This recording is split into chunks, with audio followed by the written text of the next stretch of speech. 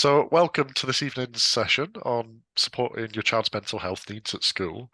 Um, as we've said, we're recording today's session, so that's why we've got everyone's cameras off for those that have just joined. But welcome. My name's Mark. I'm one of the Senior Advice and Information Officers at Inquire. I've been with Inquire, I think, for 5 or 6 years now, it must be. And I help oversee our helpline, but also sometimes get the pleasure of coming along and speaking to yourselves and doing other bits and bobs. And I'm here today with Hannah. Hello, I'm Hannah. I'm the other Senior Advice and Information Officer at Inquire. I've been at Inquire now for I think 8 years, and I do time on our helpline. I'm also working out doing our outreach sessions like this, and a bit of work in policy and our information. I came to Inquire from doing a few different jobs, but my kind of key interest came from I was actually a young person with a lot of additional support needs at school and did quite a lot of my education from hospital, so it's a topic close to my heart. Yeah, absolutely. And I should have mentioned as well that we've got our colleague Jen with us as well, that's in the comments and keeping an eye on there. So Jen will be posting a few links as we go and has just said hello to everyone. So the plan for tonight is to talk to you about supporting your child at school and in particular supporting their mental health needs. We're going to first look a little more generally about what the law says about the rights to support at school, and then we'll focus in a bit more detail on mental health and the ways that your child's school can help them, particularly with that. Great, wonderful. I'll move on my slides. Thank you. So some of you might already hopefully be aware of who we are and what Inquire does, but for those who aren't, Inquire is the Scottish Advice Service for additional support for learning. So we've existed for, I think, 25 years next year is going to be our anniversary. And we're funded by the Scottish Government to provide independent information and advice about children and young people's rights to additional support for learning. We provide that advice to parents and carers, to professionals, and to children and young folk themselves directly. And it's really all about their rights under the legislation and the guidance, and kind of how that works in practice. We do lots of advice on things like working together with the school and trying to find a way forward when things are feeling a bit tough. As this slide says, our vision really is that all children in Scotland are supported, included, and listened to throughout their education. So that's our ultimate goal that we're always trying to work towards. And the way, I'm multitasking a bit today. At Inquire, hopefully you've heard of us if you've come along tonight, but just in case you weren't aware, we offer support and advice in a variety of different ways. So you can access our information through our website. We have resources including fact sheets, our parents guide. We also have learning modules for professionals. And we have a young people's website, reach.scot, as well as our inquire.org.uk website. We also have our helpline, which you can access through phone, email, web form, and web chat. And of course, we also do outreach sessions like this, and have a social media presence, which you can also follow too. Finally, later on, we'll share a link to our newsletter, which you can sign up to, and it will keep you up to date with news and new information and events around support at school. Right, so the aim of this session is that we're hoping to help you understand to understand your child's right to support at school. Hopefully build confidence around talking to your child's school about your child's mental health, and we'll also be sharing some steps you can take if things aren't working so well. Just before we start, I've got a quick poll that is just to take a bit of a feel for how at the moment, how confident you're feeling about your child's about talking to your child's school about mental health. I'm just going to launch that poll in a moment, so it should pop up for you. And it's just a bit to see if we ask you now how confident you're feeling in talking to your child's school about their mental health, and we'll then ask again at the end to hopefully see if this has been helpful to you all. Oh, that was a good speedy few answers in. I'll just give one moment more. That looks like most people have answered. Thank you very much to start with.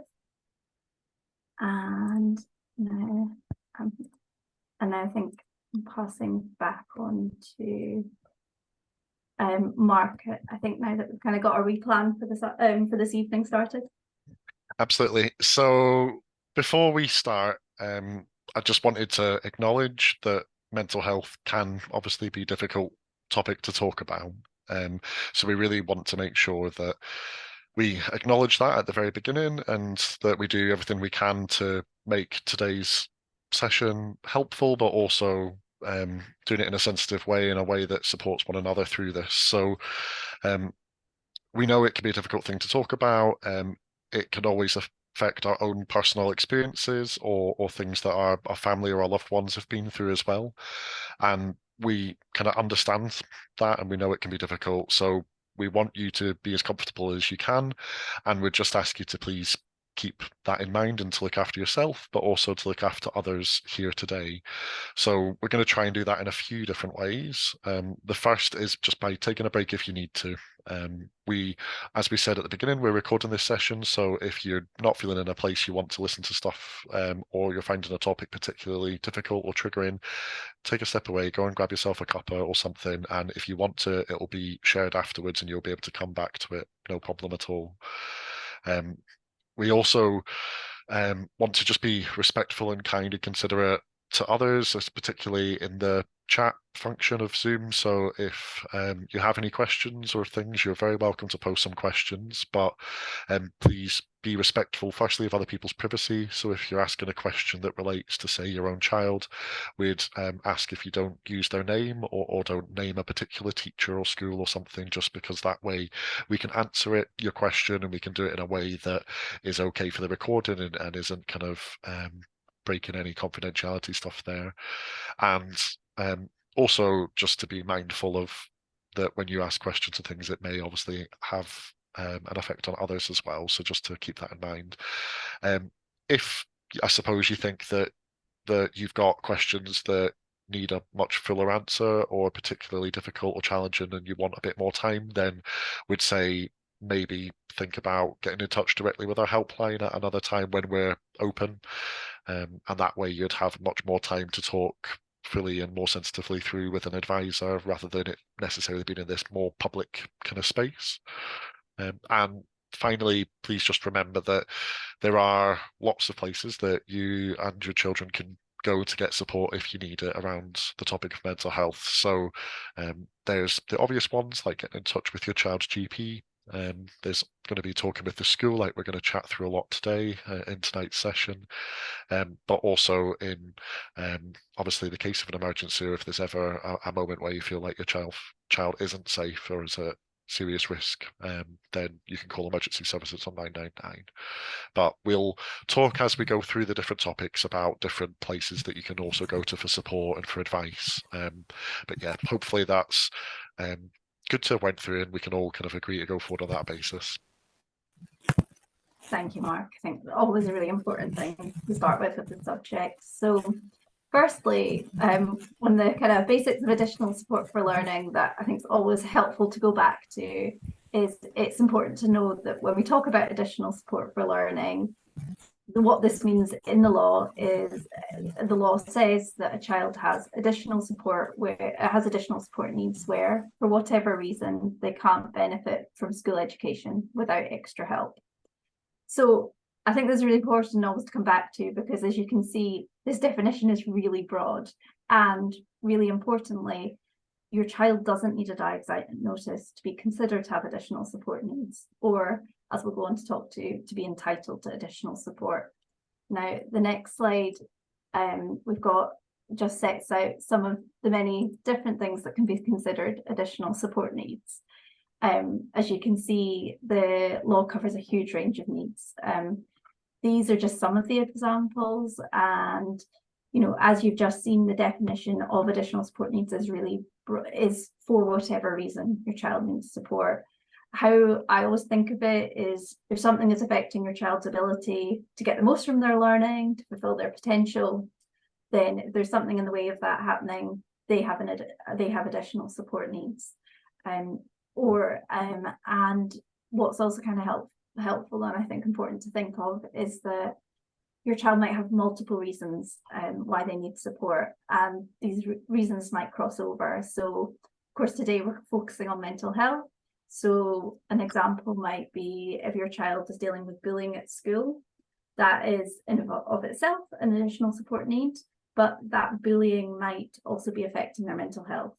It also might be affecting their attendance at school, and they also might need some support with building those friendships, as part of that picture. So I think it's always really important to go back to that awareness that your child has a right to support, and that's for whatever reason. And kind of building on that, when we're talking about mental health today, we must remember that mental health in itself is a term that covers a really broad range of needs. Again, this slide just has some examples of the ways mental health might impact your child at school, based on things we often hear about on the helpline, and that we might end up going into, that we will kind of cover a bit more detail later in this session. Anxiety, school refusal, bullying. There's such a big picture when we talk about mental health. Mental health also covers diagnosed conditions like anxiety disorder or OCD. But as I've already mentioned, children do not need a diagnosis to be entitled to support. There are lots of reasons why your child might need support with their mental health that wouldn't be diagnosed. For example, they might need support around exams and the stress that exams brings. Perhaps they're facing difficulties at home, or things are going on in your whole family's home life that are impacting how they're feeling about getting into school each day. Or it might be they're on the waiting list for a possible diagnosis or support from child and adolescent mental health or something. But in the meantime, they need support. In all those situations, they can still be considered to have additional support needs and still be entitled to support. Absolutely. Mark, yeah. It is. So by law, it's the local authority, and when I say that, I mean the education department within your local council. It's them that are responsible ultimately for firstly identifying what your child's needs actually are, and then putting in place support to meet those needs, and then keeping their needs and their support under review. So usually that planning and that delivery is done on the local authority's behalf by the nursery or by the school, because they're the ones that are going to be seeing your child day to day and working with them most regularly. But they're doing that ultimately on behalf of the local authority, and that can be relevant. Sometimes if you're struggling to find a way forward with the school or with the nursery, then there is sometimes that ability to kind of go up to someone at the local authority level. The law says that children's support should be adequate and efficient. So that's the phrase that's in the law. Um, it's a bit vague, and I know sometimes that can feel quite frustrating because parents that we speak to often really just want us to be able to say, this is exactly what your child's got a right to, this is exactly what their support should look like. But it just isn't really possible for it to work like that, because every child's going to be different. Your child's needs are going to be very different from what someone else in today's session's child's needs are going to be. So their support can't really be that kind of rigid or that set. Instead, it's why the local authority should be working together with you and with your child to try and figure out together as a bit of a team what the best ways might be of supporting your child, and trying to do it on quite an individual basis based on what's your child's individual needs, what are the ways that we can target those areas that they're struggling with or need extra help with.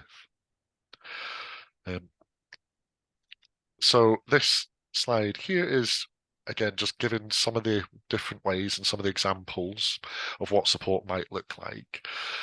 It's by no means an exhaustive list. I'm sure there's lots of other ways that schools can try and support your child. And it's just about trying to come up with a bit of an idea, a bit of a plan of what you feel might work. And you're such an important part of that. You'll have such an insight into your child, and you're going to know them best. We always say that you're the expert on your own child, and you can help work together with the school to share insights into what things are really difficult for your child, what things are work really well for them, what things do you try to do at home, for example, that support them well, and try to together come up with ideas for kind of strategies and supports and things the schools can try. Um, it's also important, I suppose, to think about how your child's needs might change in different contexts. So, for example, if they're of high school age, they're going to probably be going to 8 or 9 different subjects. So, what are their needs in those different classes? Do they need different support in maths to what they might need in PE?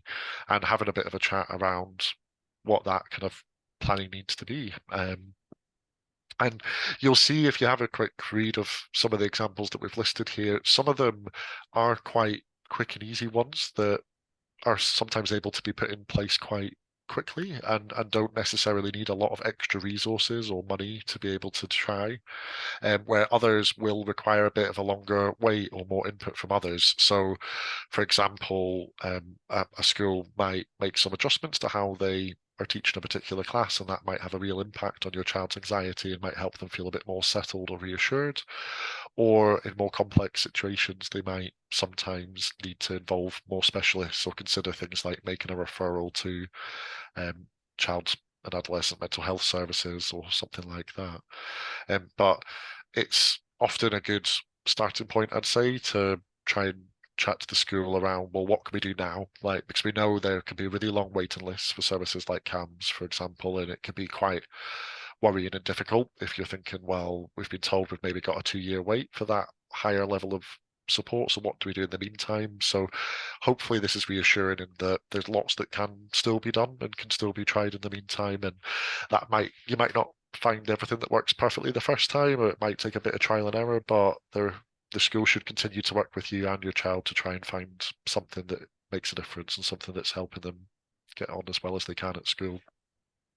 Thanks, Mark. Just before I move on to the next slide that I was going to talk about, someone in the chat's just asked a really good question. So Yep.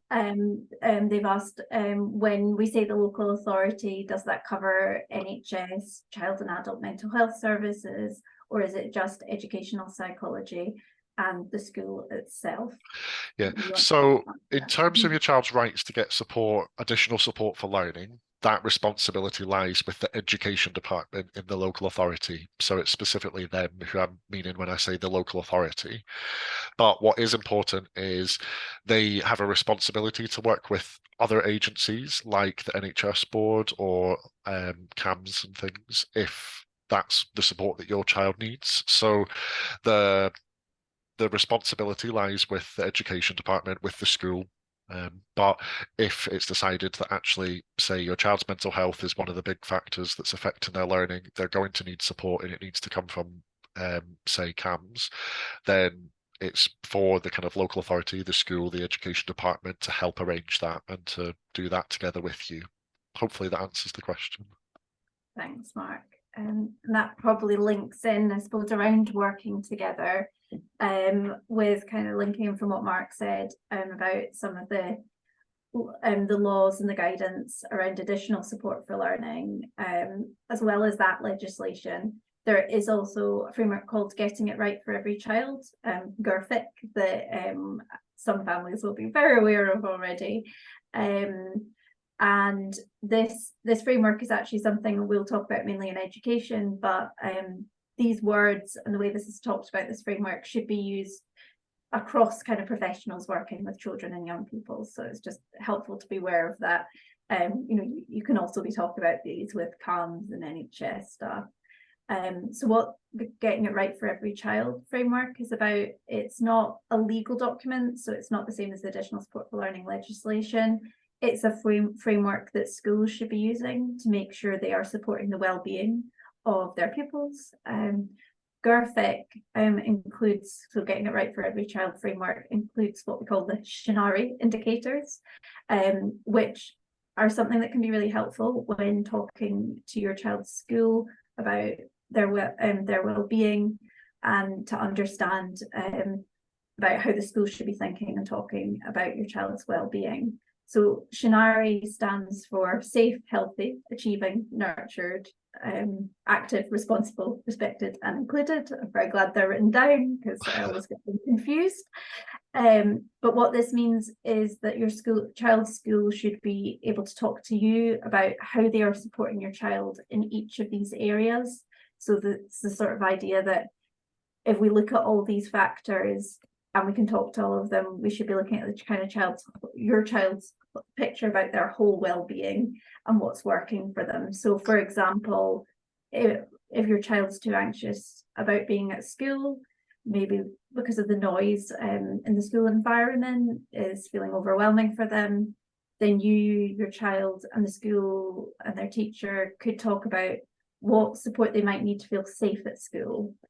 But if this might mean going to have access to quiet space or a support base, should we also be thinking and should part of the conversation about how they may still be included in their class. So it can be particularly a really helpful way when families do kind of speak to us and contact us about concerns about their child's well-being, maybe feeling the school aren't quite getting this or concerned about their mental health. We often kind of talk through maybe going to the school and asking for a meeting to talk together, your child and the school about the SHINARI indicators and GIRFIC, and even maybe talking about writing some sort of well-being plan where together you can go through, do they feel safe, what's going on for them, do they feel included.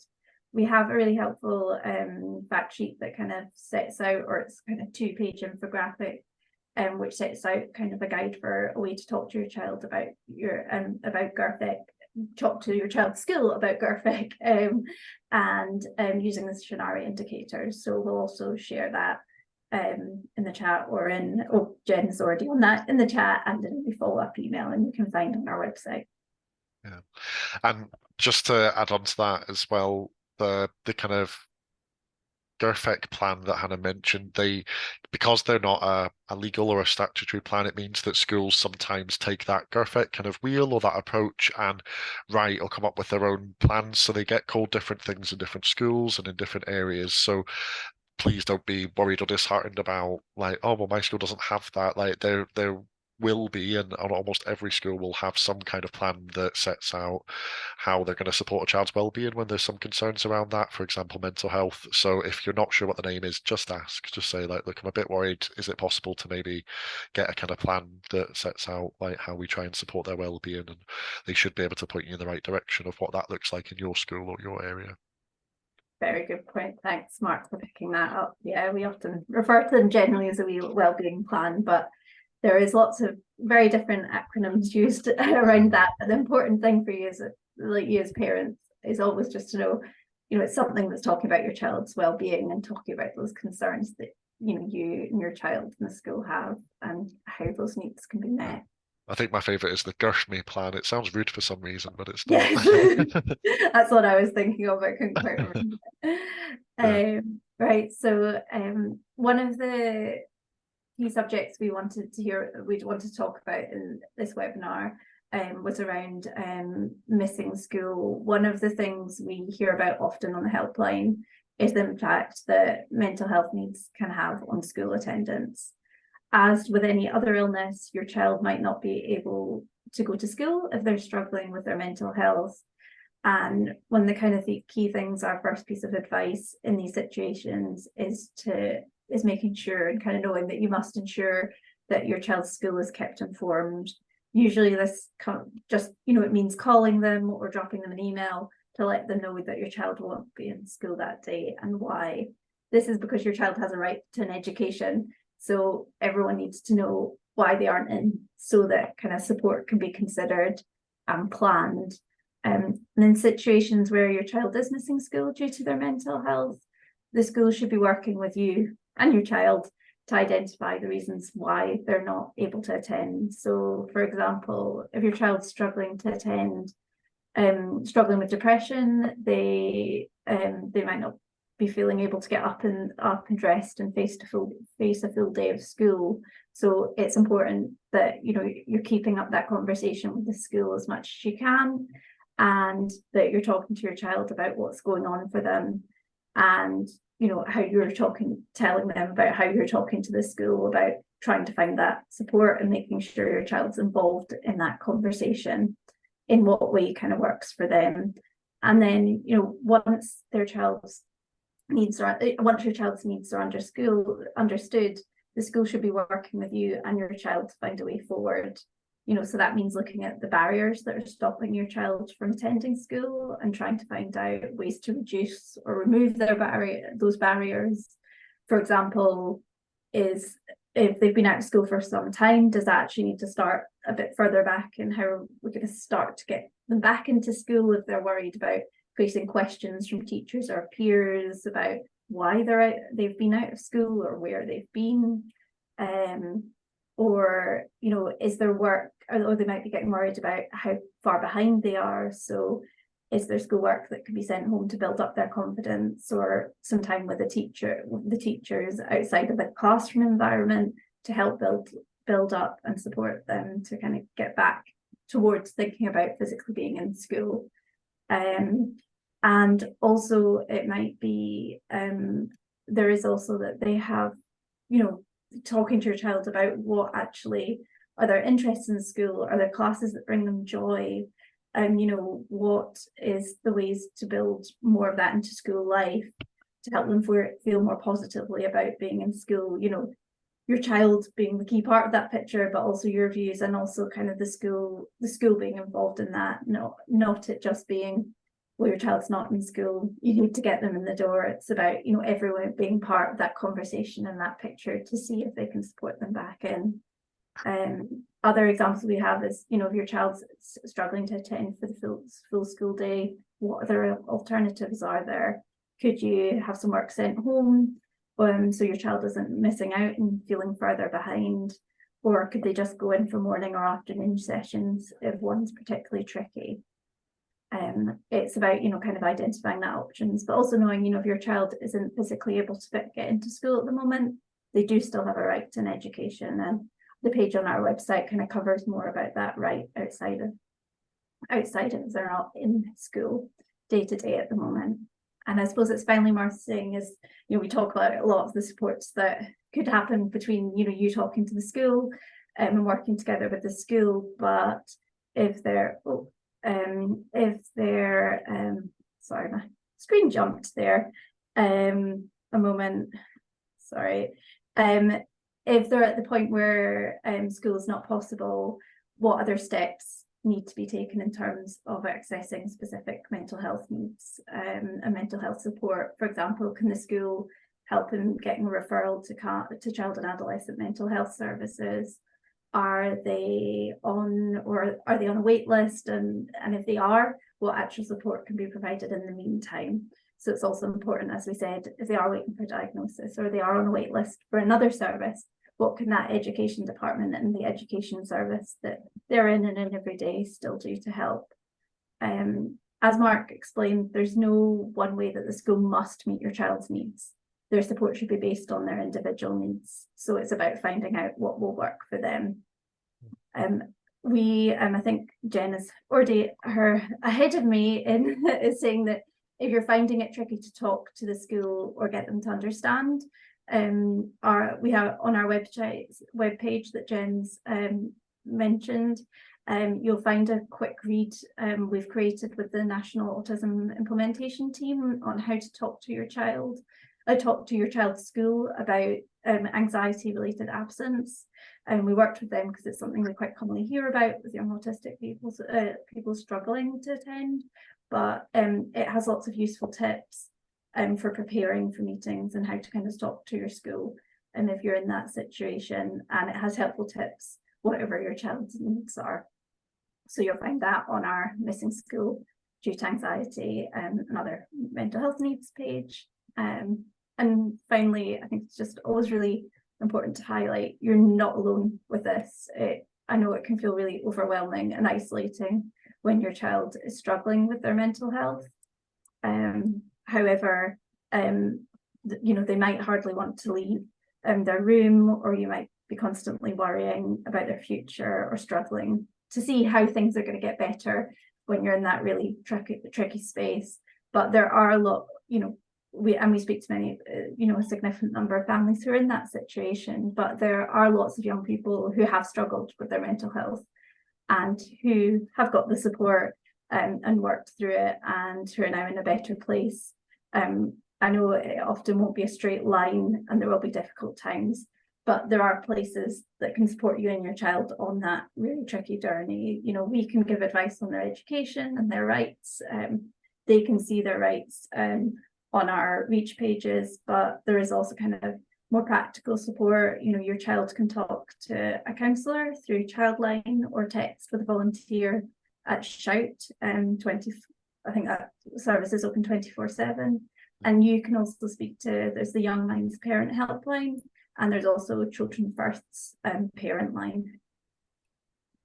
Yeah, the other thing as well, so Hannah mentioned there that Reach is good, our website for children and young people for helping explain their rights to them.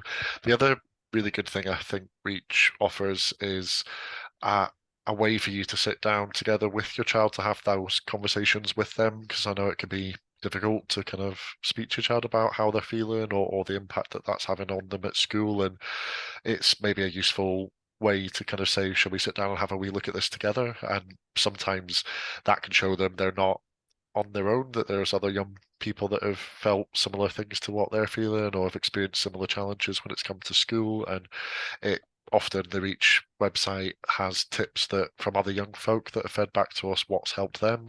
So it can be a good starting point to kind of jump off from, I suppose, around like what things might we want to bring up with the school and have a chat about, and what things might we want to try and see if that makes a difference for us. So yeah, it's fab. Yeah, so I think oh, actually, there's just a question that's come in there. So should we see if we can deal with that before we move on to the next Oh yeah, topic? sorry. No, I just spotted it. It's only just come in as I was speaking there, I think. So, in what ways can the local authority support neurodiverse children that are high masking while at school, and then kind of it all comes out after school, so collapse explode post school? For example, when it appears to the school staff that everything's fine, but actually, it obviously isn't. It's having a really big impact on the child because of the mask, and it's not obvious at school. Particularly if the child's struggling to articulate their emotions or identify their triggering points. Yeah, I think that it can be incredibly difficult, I know, and it's something that we hear about on the helpline. I'm going to mention now so that Jen maybe has a moment to find it. We worked on a resource, as this is something we do hear about, on masking and how to speak to the school, your child's school about masking. What I think often it comes back to is, firstly as a parent, and and your child or young person as well, knowing that you have a right to have your voices heard in decisions about their education, and the information you provide about the whole school, their whole lives and their whole well-being should be considered when planning their support. So it's not just a case of, well, they seem to be fine in school and they're containing themselves in school. If it's that actually school is kind of a high stress environment that requires a lot of masking, and then they're coming home and are feeling overwhelmed and expressing distress, that's something that should be thought of as part of your child. You should be thought of as part of the child's planning your child's support, and looking at kind of the trigger points. How can we support them in the parts of the school day, the transition to school, finishing school, or points in the school day where they don't feel under such that pressure to mask. So there isn't, I suppose, what as Mark's been saying, there's not the law doesn't say exactly what support should look like for an individual child, but there are resources out there that are kind of written that talk about how possible ways. So I know there's I think about Scottish Autism Toolkit, which is a toolkit for mainstream schools in supporting young people, has advice and support and different strategies around this. But I suppose the basics it comes right down to is that the local authority, normally through the school, should be working with your child, and if they're not sure how to support that, also any other professionals to get that advice to see what can we do to start to improve this for your child. I don't know if there's anything you wish to add in there, Mark. I noticed that Jen's found the part that I was mentioning as well. Yeah, Mhm. the only other thing that came to mind a bit for me was around the point you made around where the young person might struggle to articulate their emotions or identify their own triggers, and that's a common experience, I think, amongst lots of young people and teenagers, but also particularly those that are neurodiverse. And I'd say for that, like all forms of behavior are a form of communication. It doesn't have to necessarily be that the young person's able to sit in a planning meeting and say, these are the things that I find difficult.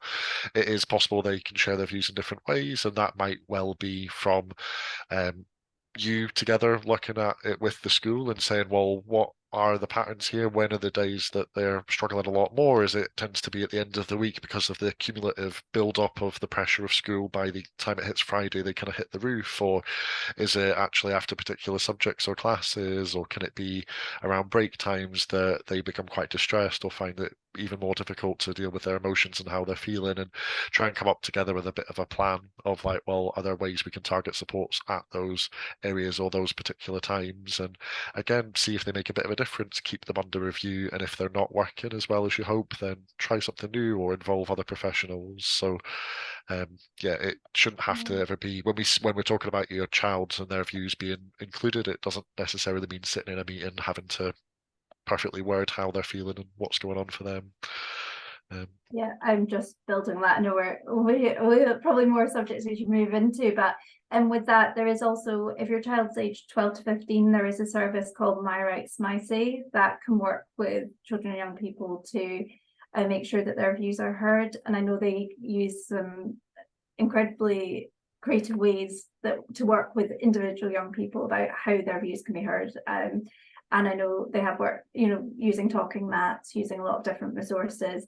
It's not just a case of kind of um, imagining that an advocate's someone else who sits down with your child. Actually, they can work with them to sort of find a way to build in their views and help them articulate and work out or help them articulate so that others can figure out what might improve that school experience for them. So that's My Rights, My Say, and I'm sure Jen will be easily able to put a wee link to that in the website, yeah, in the chat. Are we happy to kind of move forward to another subject for the moment? yeah, absolutely. I think so.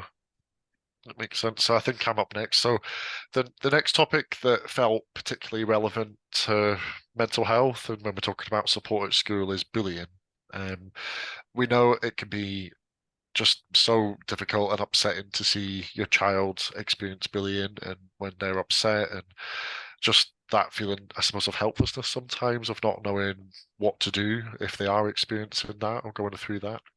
And I mean, it's difficult for any parent that that's happening to, but particularly if your child has other additional support needs as well, they might not even understand fully what the bullying behavior is or feel able to or be able to communicate that with a teacher about what's happening. So there could just be that extra element of difficulty, I suppose, with it when it's happening sometimes. Um, Bullying, I suppose a good place to start with this is just to clarify what we mean when we talk about bullying. So the slide talks about behaviors and impact. Um, I think the way that I tend to approach it is if your child is being made to feel unsafe or not in control of themselves, then that's what we would consider to be bullying. So it's not always necessarily about the intention of the other pupils or whether it's seen as being serious from a teacher's point of view or not. It's about the impact that it's having on your child. And if it is having that real impact, then it's something that should be getting treated seriously and properly as bullying. Um, in terms of a top tip, I suppose, for yourselves as parents, if your child does come to talk to you about bullying that's going on for them, I know this is much easier for me to say than when you're in that position yourself, but it's really important as best as you can to try and stay calm and to listen to them without interrupting too much and to let them talk. The feedback that we've got sometimes, and I know advice on respect from Respect Me, which is the Scottish anti-bullying service, is that children sometimes don't want to tell the adults in their lives about what's happening to them because they're scared of an overreaction or of a kind of well-meaning parent jumping in, for example, and trying to take over and actually making the situation a bit worse.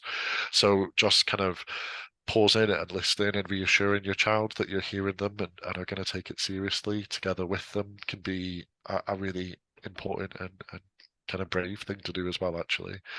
And whatever steps I suppose you decide to take is about trying to take them together and involving your child and trying to give them back some of that autonomy, some of that control that they may be feeling like they don't have because of the bullying they're experiencing.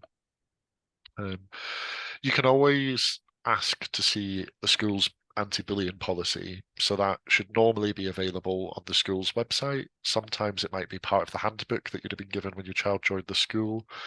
If you can't find a copy, you can always ask. So get in touch with kind of guidance or pastoral care teachers, or if it's in a primary school, you could speak to your class teacher or maybe like the deputy head or something to ask to see a copy of that. And it can be useful, I think, to have a read of that before having a more serious conversation with the school about what's happening, just because I think it's useful to be able to frame it in this is what you say you're going to do. This is your approach to trying to stop bullying and to address it when it does happen. So how do you feel you're following that for my child? And it can be quite useful way to kind of do it to make sure that they are genuinely treating it as with this seriousness and kind of formality that it maybe needs and deserves. Um, there's um, yeah, again, it's a bit of a running theme, but there isn't one right answer to bullying when it is happening. There's lots of things that might be worth having a chat about. Are there other children that are particularly involved in it that the school might need to speak with? Is there maybe a safe space that your child could go to if they're feeling worried or unsafe at any time, whether in school? Could things like sometimes even just simple solutions like changing the layout of a classroom, having people sit in different parts and maybe separating folk that were hassling each other or annoying each other can make a bit of an immediate break and kind of help the situation settle a little bit as well. Um, our webpage, our main webpage on bullying that's linked on our slide, and I'm sure Jen will share as well, is really good and hopefully takes you through a lot of the stuff that can come up. And we've wrote that page based on a lot of the top kind of questions we get asked about and that we speak to parents about. There's as well on the same webpage, you'll find links to a couple of quick guides that we've got that set out tips, like quite practical tips of ways to try and approach that conversation with the school, and also what steps you can take if you feel like the school aren't treating it seriously enough, or if you're not happy with the steps that they are taking. So hopefully that could be a really helpful like resource that you've got to hand if you do need to have those tricky conversations with the school. And I suppose it's worth just remembering that not all bullying situations will be able to be resolved at the first meeting. So kind of being a bit aware of that and being prepared for that, because it can be really upsetting when you've built yourself up, you've had this meeting, you've explained what's going on and the impact it's having on your child and their mental health, and then next week another incident happens and it feels like, oh, what, like how are we here already and again? But it's still worth kind of revisiting it, like coming back to the school and often it might be that a few different supports or strategies need to be tried, or it might be that those conversations need to be had with different pupils a few different times, or that sometimes, yeah, it does take a few goes, but again, it's one of those situations. I'm sure many of us here will have experienced bullying ourselves when we were at school, and it can feel when you're in it like it's a very kind of all-consuming thing, and like it might never get better, but it can and it will. And I suppose it's just important to know the school absolutely have a responsibility to address bullying when it's happening and work together with you and your child to find a way forward. And during that, and when they are trying to find a way to kind of get it properly addressed, your child's well-being and their mental health should absolutely be at the center of that. Right. Thank you, Mark.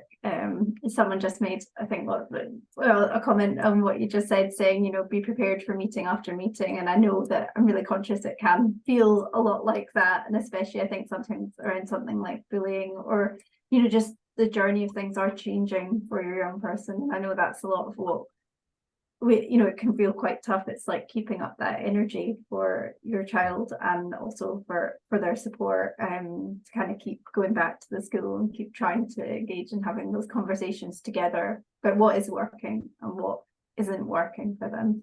Yeah. And yeah, that's For often that, the we for talk those about. meetings, Mhm. yeah, for those meetings as well, I should have said that, and this is relevant for all the stuff we've been talking about tonight, and the stuff that Hannah will come on to as well. But a lot of the times, our advice does come back to try to have a meeting with the school and speak to them about the impact it's having on your child, and try together to come up with a bit of a plan. But I realize those meetings can be hard for you as a parent as well, and can be really emotionally tough and draining when it's about your child and it's about their well-being. So if you need support with that meeting, there is support there, and you have a right to have support at those. So sometimes that might be a place like your local parent carer centre, or sometimes, for example, if your child has a particular support need, it might be that there's condition specific kind of support groups that you could get someone that would come along with you. But it could also be a family member, a friend, a colleague, a neighbor, like someone that's just there to be a bit of moral support so it doesn't feel like it's just you facing it on your own. So that can be a really helpful thing to keep in mind. I know that's been important for some of my family, for example, like not feeling like they're having to face it on their own. But Definitely. And I think sometimes that can feel, if you've been to a few meetings, having an advocate or even just having someone else along with you can change the tone of a meeting and kind of offer a bit of a reset, even if it's just someone there for you to write notes and follow up. I can just see before I kind of move on to safety at school, someone was saying about how schools also don't always adhere to what is agreed in a meeting about bullying or getting support in place. And absolutely, I hear that, and it's something we often talk about. I think that's where often it can be really valuable to be talking about kind of the way you're preparing for a meeting, in terms of sometimes it can really help to drop an email in advance of the meeting to say what you would like to discuss or the things you're particularly worried about, but also often kind of following up with an email, even if the meeting's gone quite well and you actually feel quite reassured, but you've got a bit of experience from the past that actually the school tend to say great things in the meeting, but you know, the world sort of changes and things don't always get followed up with. To follow up that email, even if it's a meeting with an email saying, you know, thanks very much for a meeting, these are the things we've agreed, just so you've got a bit of that paper trail out, or kind of take it in the form of a written plan so that you can come back to that plan and you can say, well, we've agreed to this, has this happened, and talk about it as a way forward. I know there's a few more questions come through on that. What I'll do is I'll cover this topic because I think it's a really important one, but I'll let Mark have a look and pull together some answers to those questions while we're talking. But we did what we really wanted to cover is the kind of slide I've just put up is around kind of safety at school. We know that sending your child to nursery or school requires a lot of trust, especially when your child has support needs. And their support needs may mean they need extra help to keep themselves or others safe. And it's just really, I think, important to highlight that, you know, your child has a right to be safe at school. Staff have a legal duty to care towards children in their care. This means they must take, so the law says they must take reasonable care for your child's safety. So that includes, and I think can be quite relevant in conversations about mental health and mental health needs, is that includes break times, lunches, and on school trips. It's not just a duty of care to when they're sitting in the class with a teacher. We know there can be some specific situations, particularly when around safety, is particularly when the safety of children might need more careful consideration and planning.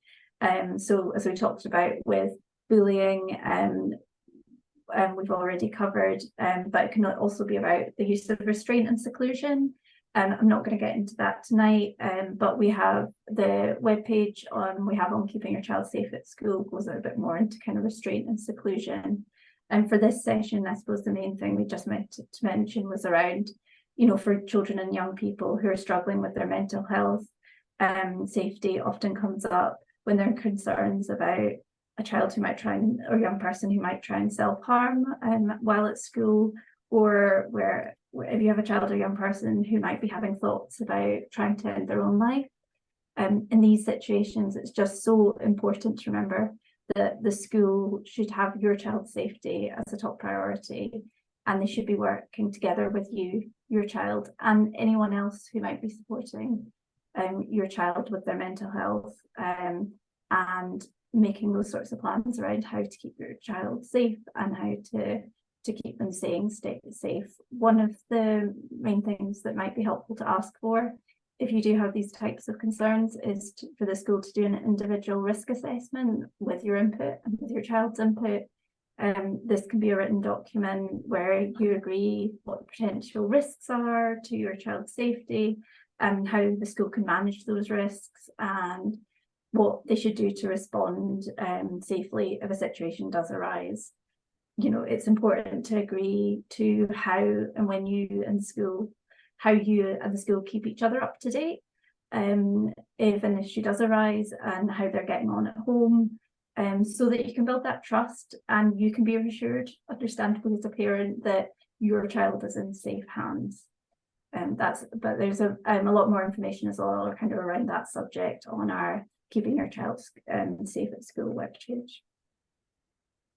Right. I know we've had a few. I could see the chat was busy there, Mark. Is there anything That's all more you want right. to add on that Not subject really. So or there was a couple of just nice kind of shares of places that can offer support for parents that were in the comments, and there was a question around just if you're trying to speak with the school but not getting replies, or they're not coming back to you when you're emailing, like what your options. So I've responded to that in the comments, but just to say it for those that aren't reading the comments, there's I'd say the first step is it's worth trying to see if there's someone more senior within the school that you could reach out to. So if you're normally speaking with the class teacher, maybe you could try speaking to someone in the pastoral care team or the support for learning department, or maybe if you've tried that already, it could be a head of year or support or a deputy or head teacher. If you feel like you've already tried that and have exhausted everyone in the school, and you're still not getting replies, or you've met with them already and you're still worried with where things are at, that's where you can get in touch with the local authority contact. So I've shared a link in the chat to where to find your local authority contact details on our website.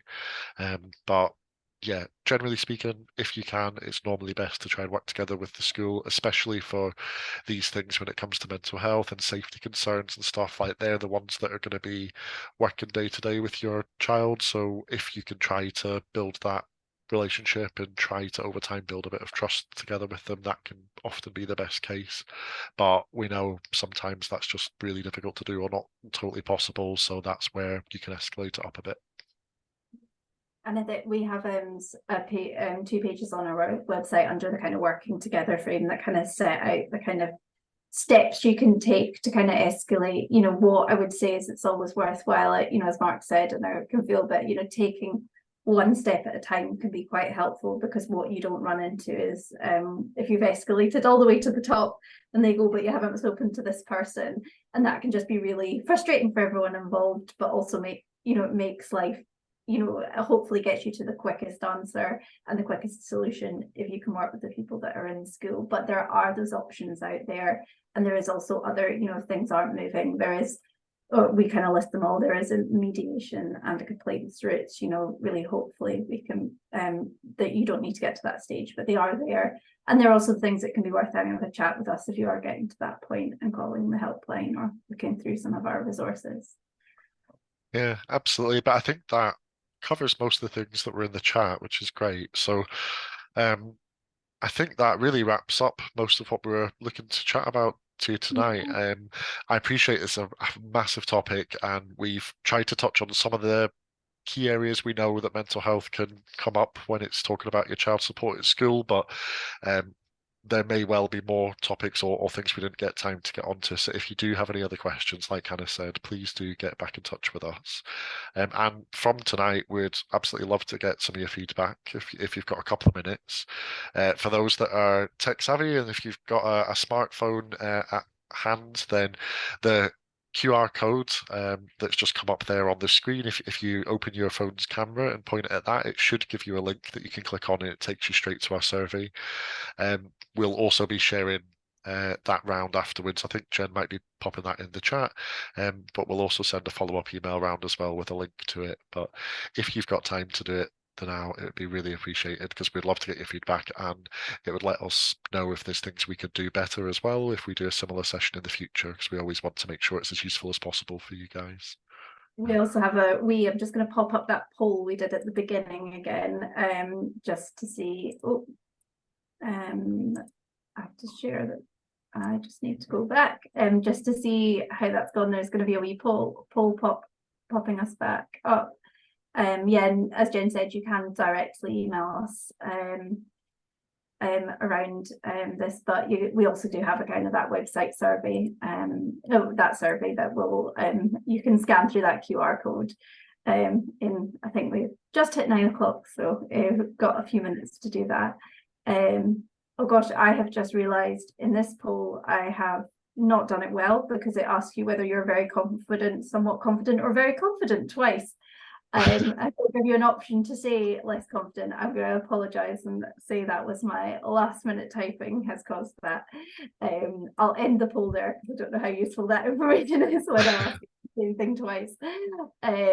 But we'll just finally, do you want to kind of wrap? There's a link to what we'll be sending you out. Oh, there we go. Just we mentioned we would you can also get in touch via our email.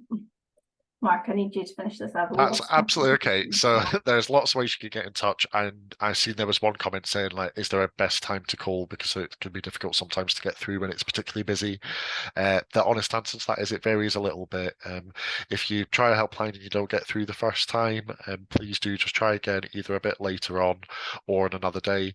Or if you're struggling to get through to us on the phone, there's also lots of other ways you can get in touch. You can try web chat on our website. When it's available, there'll be a little chat icon that will come up in the bottom right hand corner, or you can email us at info@inquire.org.uk, or you can also on our website there's a contact us page, and it's got a web form that gives you some prompts and some questions that help you know what information is useful to share with us, so we can give you the best answer we can.